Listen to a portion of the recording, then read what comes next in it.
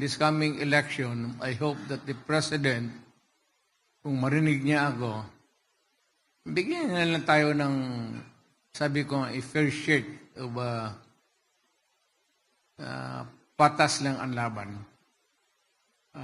Wala lang, he will not allow, sa kagaya ko noon, nagprangka-prangka ako sa mga tayo, yung na huwag kayong pumasok sa takutan pati yung sa violence.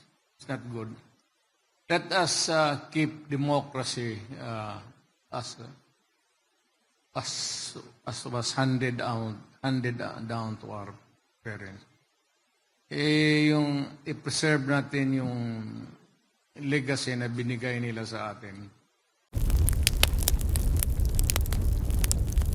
Total na organized naman itong PDP, and I am sorry that I was not around because meron rin akong pinuntahan the whole day.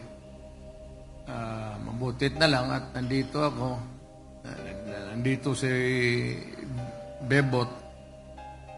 Si Bebot will be one of our stronger candidates sa pagka-senador. Marami naman yan sila. Sumali ka na bot kaya wala kang trabaho, alam ko. Si Bebot pati ako, kasama kami sa dorm. Estudyante pa kami. Tapos, kumpare kami,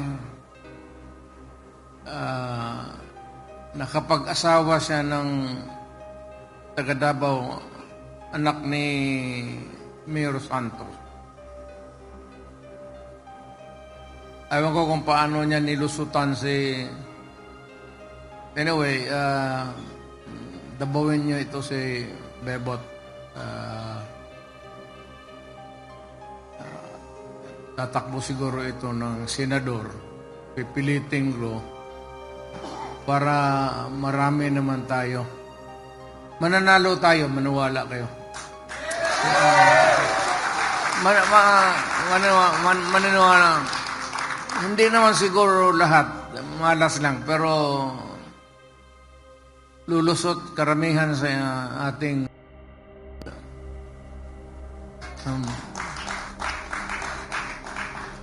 sigurado na yung magkatabi, wala na. One and two na.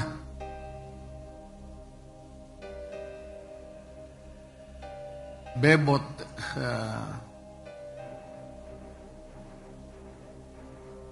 takbo ka kasi wala kang trabaho.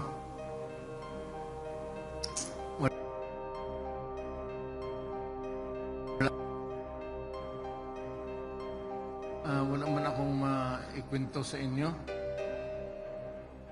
Wala mang giveaway, so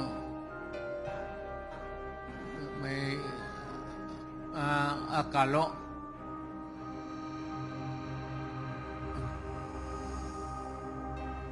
T-shirt. Mamigay ka? Lahat nabigyan mo. Pag hindi, ikaw ang ibigay ko.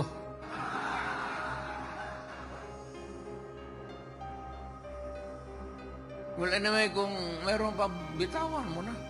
O magpagawa ka lang ng... Yung lahat ng nandyan, stock mo, pamigay mo na para merong... Well, ito bang itong political life ngayon?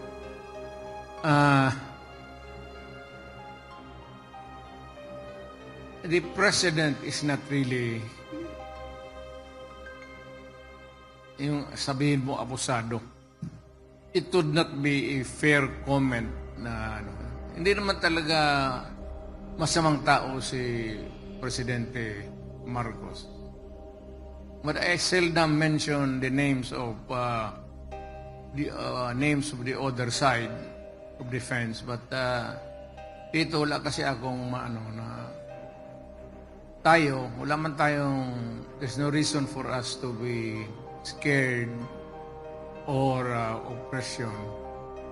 Kasi wala man akong nakikita na yung tendency of a president to be abusive and would condone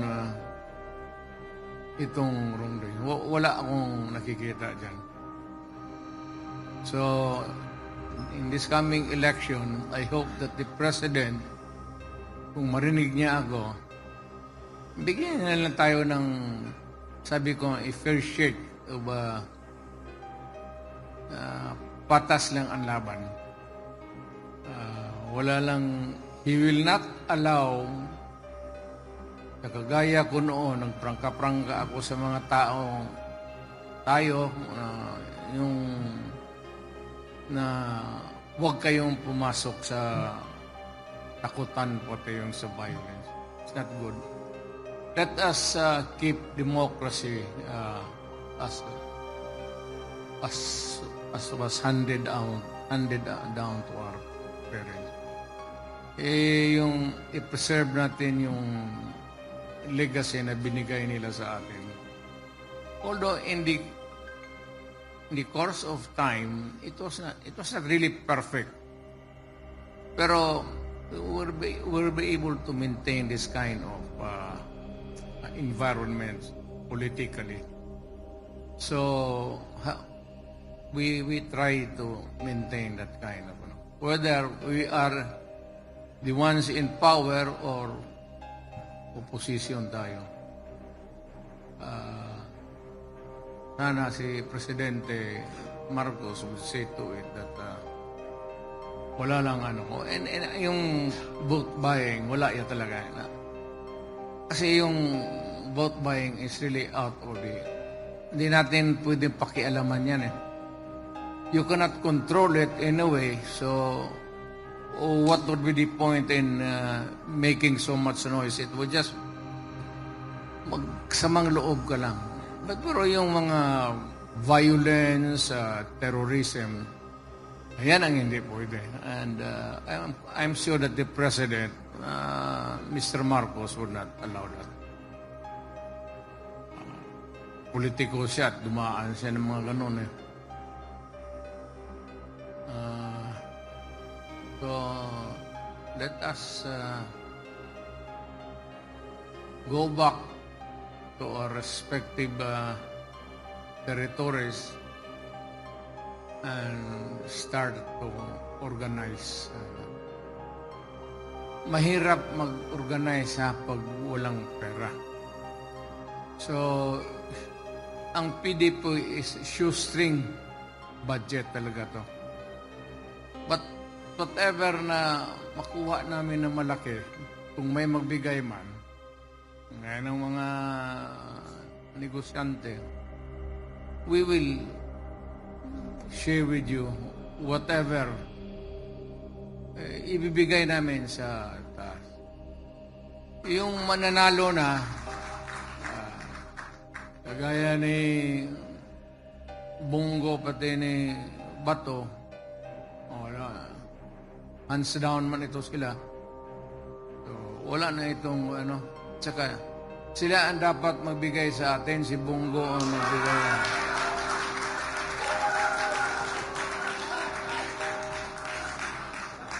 Alam ba ninyo na pinakamalaking printing press sa Mindanao, Tibong? Kaya yung mga campaign materials ninyo, para hindi kayo bastos, ibigay mo na kay Bong. Kaya na niya yan. Mga sample balot na gano'n, ibigay mo lang yan. Kaya ni Bong yan. So, wala man ako dito kung anong pinag-usapan ninyo. I was not around to hear and listen to what was going on earlier.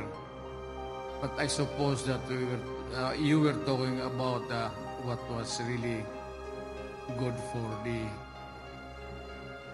PDP. Ang PDP naman, hindi masyadong malakas.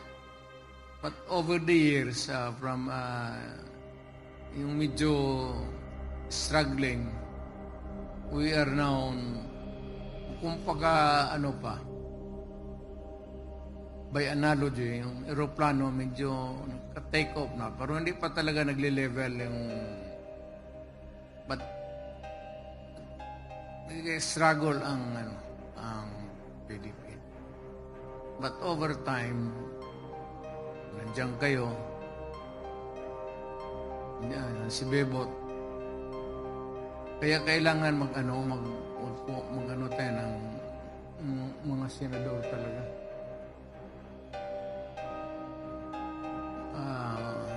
We need the senators. Kailangan natin ng senador.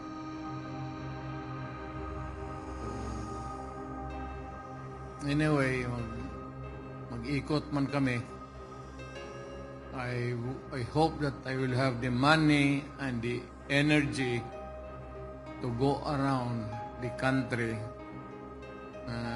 Mga key cities lang siguro. Hindi ko kaya, matanda na ako. Para naman yung partido natin. Mabisitahan lang ng lugar. So, yan lang ang ko. Pero wala tayo. Unless yung mga kilala ninyong mga negosyante. Pero wala tayong big contributors. I don't know this time. Kasi medyo baka rumarami na kasi ang PDP, senador pati congressman, and business may want to look at us differently this time. Na parang we are a critical factor sa ating political life sa Pilipinas. Yan lang man siguro ang maibigay ko sa inyo na mensahe. Unless of course, kung may itanong ninyo, mas mabuti pa masagot ko.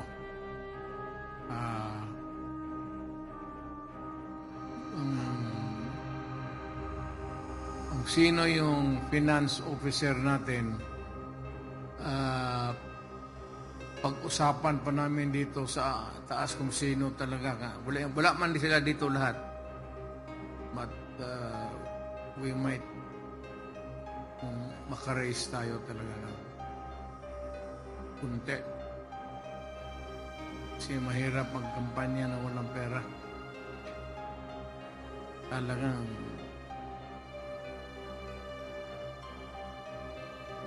pero sa totoo lang, sino bang nag-umpisa na may pera? Pero yung mga may pera talaga, yung mga negosyante.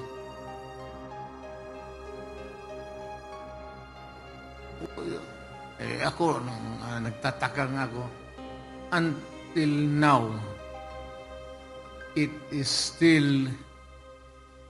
remains to be still a mystery sa akin kung paano ako umabot pagka-presidente. Totoo yan.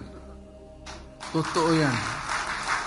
Hindi ako talagang natulog ako when I look back sa buhay ko.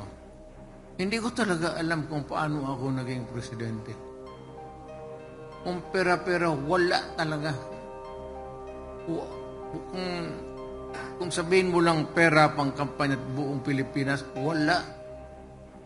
Wala talaga, sa totoo lang. But suddenly,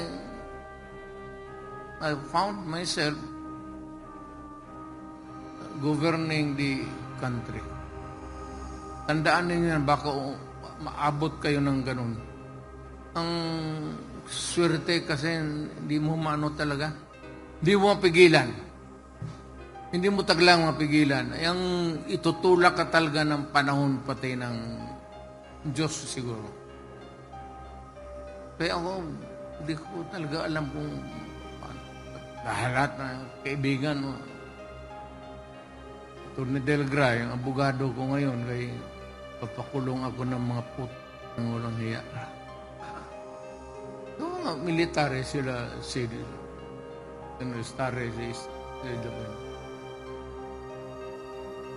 military man ito sila. Alam nila na wala talaga ako. From nowhere. Kung sa bulsa, from nowhere, wala talaga. And yet, pagka talaga, swerto mo,